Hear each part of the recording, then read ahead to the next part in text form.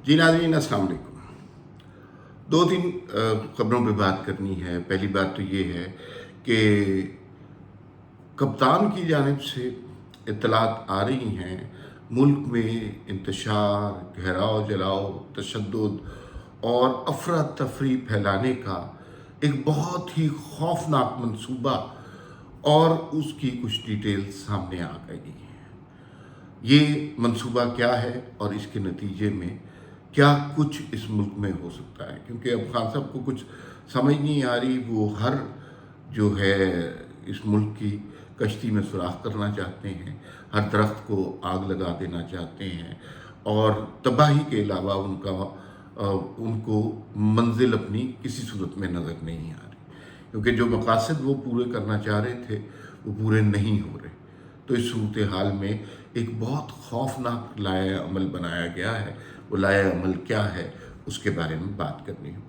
दूसरा जो main issue है वो ज़ाहिर है अदालत की और पार्लियामान की जंग है। कल ख्वाजा आसिफ ने पार्लियामेंट में उसमें खिताब किया। ख्वाजा आसिफ साहब की गुफ्तार का मैं बहुत कायल रहा। एशिया पैसिफिक सोसाइटी शायद कोई थी, जब वो वज़ीर ख़ारजा थे, उस पर उन्होंने ख़िताब किया था 1 घंटा 4 मिनट का। अगर पाकिस्तान अमेरिका रिलेशनशिप के बारे में आप जानते हैं तो उससे ज़्यादा मुकम्मल ख़िताब आपको नहीं मिल सकता। यूट्यूब पे देखिए और वो ज़रूर सुनिए। पाकिस्तान का केस किस तरह उन्होंने प्लीड किया था। दूसरी बात ये है कि कल जो पार्लियामान में खिताब किया उन्होंने, अगर आपने नहीं सुना तो प्लीज़, आपका ताल्लुक़ किसी भी जमात से है, आप वो खिताब ज़रूर सुनिए। उसमें अहम नकात क्या थे और क्या क्या इंकशाफात किए वो ज़रूर आप सुनिएगा। तीसरा जिस मौजू पर हमने बात करनी है वो ये है कि नवाज़ शरीफ साहब बड़े दिनों के बाद मैदान में आए। अब मैदान में आना हम इसे कहते हैं कि वो आकर कुछ खिताब करते हैं, कुछ बात करते हैं, और रिपोर्टर मौजूद थे, कौसर थे, मुर्तज़ा थे, अब अजहर जावेद थे, बाकी राशिद नसरुल्लाह, राशिद हाशमी, ये सारे हमारे दोस्त हैं, ये वहाँ पर मौजूद थे। तो बात हुई साकिब निसार के हवाले से, और साकिब निसार साहब के हवाले से जो गुफ्तगू नवाज़ शरीफ साहब ने की वो क्या थी, और उसके नताइज आने वाले दिनों में क्या होंगे। क्योंकि आजकल नवाज़ शरीफ वो शख्स समझे जाते हैं कि जिनकी गुफ्तगू से और बल्कि जिनके इशारों से भी हुकूमत और कुछ और लोग डायरेक्शन लेते हैं। तो नवाज़ शरीफ ने क्या डायरेक्शन दी, पहले बात कर लेते हैं उस शैतानी मंसूबे की। इत्तलात आ रही हैं, इत्तलात बावसूख ज़राए की जानिब से आ रही हैं, क्योंकि अब PTI को मुसलसल शिकस्त का सामना है हर जगह। इंतखाबात उन्हें पता है नहीं हो रहे, इसलिए कि अभी 1.5-2 महीने रह गए हैं। उसके बाद मतलब क्या फ़ायदा है इंतखाबात का। तो वो जो कैंपेन शुरू की थी वो अब ख़त्म होती जा रही है, तो अब क्या करना है। फिर उसके बाद आपने देखा कि कप्तान के जलसों में हाज़िरी भी ख़त्म हो गई। फिर इमरान खान साहब की गुफ्तगू में बहुत ज़्यादा रब्त भी नहीं रहा। वो मुल्क के सियासी मसाइल के बारे में डिस्कस करने के बजाय अपनी अहलिया के हवाले से गुफ्तगू कर रहे होते हैं, और ज़ाहिर है निजी मामला है, लेकिन जब वो इस तरह एक बड़े लीडर हैं, पब्लिकली उनके खसाइस बयान करेंगे और फिर फराह गोगी का जिक्र नहीं करेंगे, और तो या जो इल्ज़ामात इनकी अहलिया के हवाले से हैं, तो फिर ये डिबेट तो बनेगी। तो ये डिबेट बनना शुरू हो गई है। तो खान साहब की बातों में सर पैर नहीं है। अभी उन्होंने कहा कि महंगाई की वजह से असम्बलियाँ तोड़ती हैं। अभी तक हमें खान साहब की तरफ से क्लियर कट पता नहीं है कि जनरल बाजवा की वजह से, आसिफ जरदारी की वजह से, अमेरिका की वजह से, हुसैन हक्कानी की वजह से, मोहसिन नकवी की वजह से असम्बलियाँ क्यों तोड़ी गई हैं। तो ताज़ा तरीन ये है कि चूँकि महंगाई बढ़ रही थी इसलिए मैंने असम्बलियाँ तोड़ दी। लोगों ने खान साहब को बहुत ज़्यादा सीरियस लेना छोड़ दिया है। एंटरटेनमेंट की वैल्यू बहरहाल उनकी है।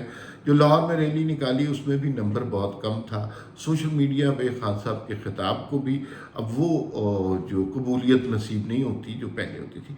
दूसरा, कुछ बातों से लोग पुट ऑफ हुए हैं, اور خاص طور پہ یہ جو وہ ایک بچے نے ایک جو بات کی اور خان صاحب اس پہ سر دھنتے رہے، اور پھر باقی فیصل جاوید وغیرہ بھی موجود تھے، نعوذ باللہ وہ بہت خطرناک آدمی تھی اور خطرناک گفتگو تھی، میں تو اس کو رپیٹ بھی نہیں کرنا چاہتا۔ وہ اس طرح کی مبارک ہستیوں سے کسی کو جوڑنا، استغفر اللہ، ہماری تو بساط ہی نہیں ہے، میرا تو علم بھی کم ہے اور عمل بھی کم تر ہے کہ اس طرح کے موضوعات کو چھو سکتے ہیں۔ لیکن یہ خان صاحب، اور ظاہر ہے اس بچے کو وہاں بٹھایا گیا تھا، ساری کابینہ خان صاحب کی وہ سن رہی تھی، خان صاحب خود مسکرا رہے تھے، تو وہ پلان تھا نا۔ وہ اچانک کسی بچے نے نادانستگی میں نہیں بات کرتی تھی، اور میاں محمود الرشید صاحب وہ خود بات کر رہے ہیں، اب اس کو جسٹیفائی کر رہے ہیں، تو وہ لوگوں میں ان ساری چیزوں کا تاثر برا پڑ رہا ہے، اور خان صاحب جو ہے نا وہ آہستہ آہستہ ان کے پیروں تلے زمین سرکتی جا رہی ہے۔ لیکن جو منصوبہ جس کے بارے میں ہم نے بات کی یا اطلاعات آ رہی ہیں، کیونکہ مقصد ہے کہ اس ملک میں انتشار پھیلانا اور امریکی استبداد کو قائم رکھنا، پاکستان چائنا جو تعلقات ہیں ان کو خراب کرنا، تو اب ایک نیا جو باتیں سامنے آ رہی ہیں کہ اپنے ہی کسی عزیز ساتھی کو کوئی بڑا نقصان پہنچا کے ملک میں انتشار پیدا کیا جائے۔ سیریسلی یہ اس طرح کی باتیں سامنے آ رہی ہیں، اور یہ اطلاعات ہیں، ظاہر ہے کوئی ایک واقعہ ہوا نہیں، اس کے بارے میں مصدقہ بات تو نہیں کی جا سکتی، لیکن کچھ بعید نہیں ہے، یہ کچھ بھی کر سکتے ہیں۔ یہ اپنے اوپر جو ہے پٹی باندھ کے کہہ سکتے ہیں میری ٹانگ ٹوٹی ہوئی ہے، اور پھر اس کے بعد جس طرح کے تماشے ہوئے اس ٹانگ کے حوالے سے، پلستر کے حوالے سے، تو یہ کوئی اس طرح کی کھیل بھی کھیل سکتے ہیں جس میں بنیادی مقصد وہ ہے کہ ملک میں انتشار پھیلایا جائے، تفریق، اور پھر کوئی ایسی صورتحال ہو جائے کہ یہاں پہ نہ قانون رہے، نہ امن رہے، نہ کچھ بھی رہے، اور کوئی حکومت کوئی ایمرجنسی لگ جائے، کوئی مارشل لا لگ جائے۔ یہ ان کی خواہش ہے، کیونکہ اب ان کے مطالبات فٹافٹ الیکشن کرائیں، یہ سب کچھ پورا نہیں ہو رہا۔ امریکی سازش، خود امریکی وزیر کے سفیر کے منتیں کرتے رہتے ہیں، تو یہ تو اب سب کچھ کھلتا جا رہا ہے نا، تو انہیں اس وقت لاشوں کی ضرورت ہے، اس وقت فساد کی ضرورت ہے۔ تو اس حوالے سے لاجیکلی دیکھی جائے تو یہ بات درست لگتی ہے کہ تحریک انصاف اس وقت کسی ایسے موقع کی تلاش میں ہو سکتی ہے، یا ایک ایسی کارروائی کر سکتی ہے جس کا الزام حکومت پر پڑے، قصوروار یہ خود ہوں، اور نتیجہ ملک میں انتشار ہو۔ اللہ تعالیٰ ہم سب کو اس طرح کے انتشار سے محفوظ رکھے۔ لیکن دوسری بات پہ آتے ہیں، خواجہ آصف صاحب نے جو باتیں کی اس میں جو انکشافات تھے، آپ سنیں کہ عدلیہ نے اس ملک میں کتنے ظلم کیا۔ خواجہ آصف صاحب نے بتایا کہ ایک وزیر، ایک MNA کی تنخواہ 1,68,000 روپے ہوتی ہے، اور اس کو صرف گالیاں، جوتے، بد دعائیں ملتی ہیں۔ معاشرے میں وہ کرپٹ آدمی مانا جاتا ہے۔ کرپشن کی ہے یا نہیں، سیاستدان کا لفظ آتا ہے تو لوگوں کے ذہن میں کرپشن کا لفظ آتا ہے۔ یہ ہماری گزشتہ دہائیوں کی ٹریننگ ہے جس میں ہم نے یہ لوگوں کو سکھایا ہے۔ ججز کے حوالے سے انہوں نے کہا کہ آپ ان کی تنخواہیں دیکھیں، ان کی پینشنیں دیکھیں، ان کے پلاٹ دیکھیں، اور پھر ان کے کام دیکھیں۔ تاریخ پاکستان میں جتنا ظلم عدالتوں نے کیا ہے، اور خواجہ صاحب بہت مصر تھے کہ ان سب کو پیش کیا جائے، جو زندہ نہیں ہیں ان کے خلاف بھی مقدمات کیے جائیں۔ تو بہت اچھی تقریر تھی، اور انہوں نے کہا کہ اب ہم کوئی وزیر اعظم بلی نہیں چڑھنے دیں گے۔ تو یہ میرے خیال میں سنہری حروف سے لکھی جانے والی تقریر ہے، اگر آپ نے نہیں سنی تو آپ کو ضرور سننا چاہیے۔ نواز شریف صاحب کل آئے میدان میں، تھوڑی سی گفتگو کی، لیکن ان کی تھوڑی سی گفتگو کا امپیکٹ ہوتا ہے، اور انہوں نے پہلے تو یہ کہا کہ ثاقب نثار کے حوالے سے جو میں کچھ کہنا چاہتا ہوں وہ میں آن کیمرہ یا مائک پر نہیں کہہ سکتا۔ ظاہر ہے پنجابی آدمی ہو، لاہوری آدمی ہو، کشمیری ہو، اور اسے کسی پہ غصہ ہو تو وہ کیا سوچ سکتا ہے، تو انہوں نے کیا کہہ سکتا ہے وہ سب کو اندازہ ہے۔ انہوں نے احتیاطاً بتا دیا کہ پھر دوسرا ثاقب نثار کے حوالے سے پھر جب انہوں نے کامنٹ کرنے پہ مجبور کیا تو انہوں نے کہا کہ ایسے کرداروں کو ضرور سزا ملنی چاہیے۔ پاکستان اس وقت جو ہے نا ایک نئی سوچ کی طرف جا رہا ہے. وہ جو پرانے ہمارے ذہن میں مجسمے تھے، پرانے تصورات تھے، وہ ٹوٹ رہے ہیں.